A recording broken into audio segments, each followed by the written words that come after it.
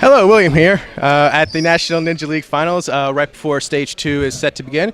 And I'm here with A&W competitor, gym owner, and co-organizer of the National Ninja League. Close enough. Close enough. Luis Moço. Well, How are you doing today? I'm well. I'm looking forward to an exciting Stage 2 and hopefully Stage 3. I think a lot of people will make it through Stage 2. We'll get at least a few. I believe it. Yeah. I was a little low. A little high on yesterday's count. I said 33 through Stage 1. You only have 22. So I'm going 17. I'm going to be optimistic. 17 through Stage 2. Come on, guys. And we'll see. All right. Of the competitors left, who do you think has the best chance of winning the whole thing? Put me on the spot. We got some powerhouses in Stage 2 like Joe Moravsky, Drew Dreschel, Jeff Britton, pretty much half of Team USA this year. We also have some new guys that I haven't seen before. They're really strong.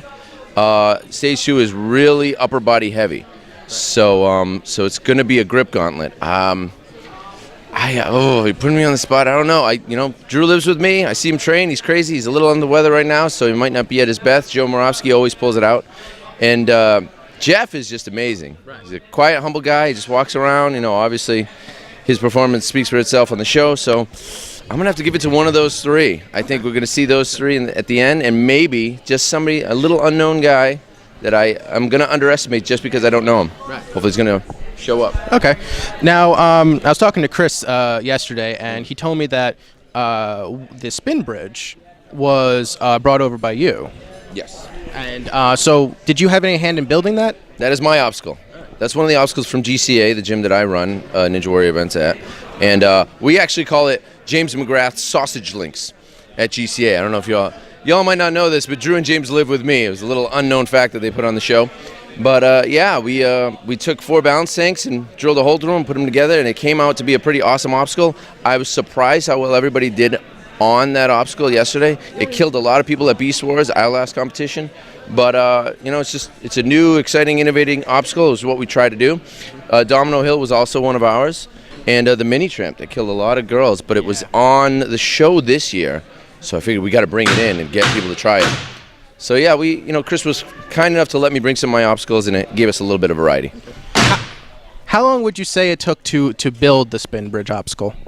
Total, probably about 3 or 4 days. It's all by hand. It's all out of wood and foam. There's no welding. There's no fancy stuff. It's all stuff you can do at home. It's not a difficult thing, but yeah, it took a lot of testing. Less than a week. Okay, all right, that's not too bad. Obviously, like you mentioned, you help run a gym on your own. What is that experience like, would you say, combined with running the business side and also training and all that stuff? It's exhausting. To be honest, personally, I haven't been training as hard as I used to. After I tore my ACL in 2012 at A&W4, I had to make a choice between, being ready and physically capable for stunt work, which is what I do for a job, and ninja training. And I'm very realistic. I'm not a super elite athlete like these guys, like Joe and Jeff.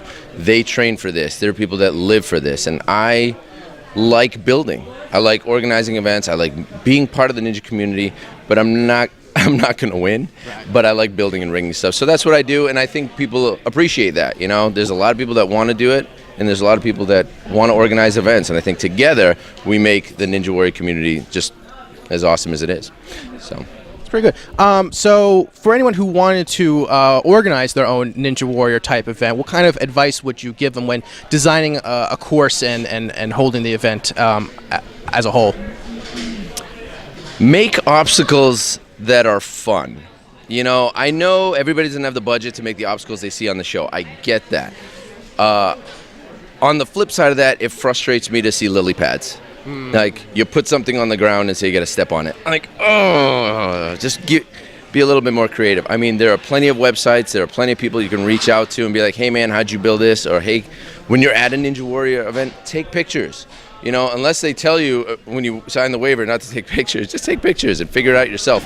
I think part of the great thing about good ninja gyms is creativity of obstacles, not so much super difficulty, but stuff that looks nice, looks difficult, but has a good technique, and you could figure it out and you could do well on it. It's not discouraging, but it's not super easy. Right. So business-wise, I mean, if this is what you love, just like anything in life, put your heart into it and you'll be fine. There are people that are, making really good money, if that's your motivator, or making really good ties in the ninja community, go for it. For me, I have to put my effort into stunt work, so we just do events at GCA, every now and then.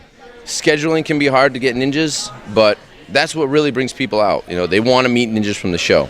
So, reach out to the ninja community, and above all else, take care of your ninja vets.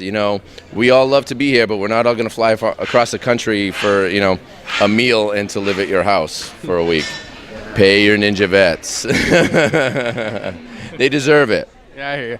All right, so one final question. Should we expect to see you at American Ninja Warrior 8 this year? Well, I submitted just for the fun of it. It's up to the producers. I think my time has come. I'm going to be realistic. It's been fun. I was given the opportunity to compete 5 times, which I don't think many people will be able to say from here on out. But there are other far more deserving people who train harder, and I want a shot. So if I get called, great. I'll train my butt off and I'll do my best. But if I don't, I'll be there on the sidelines rooting everybody on. All right. Well, personally, I hope we do see you again. And thank you for joining us. Of course. Thank you. Thank you.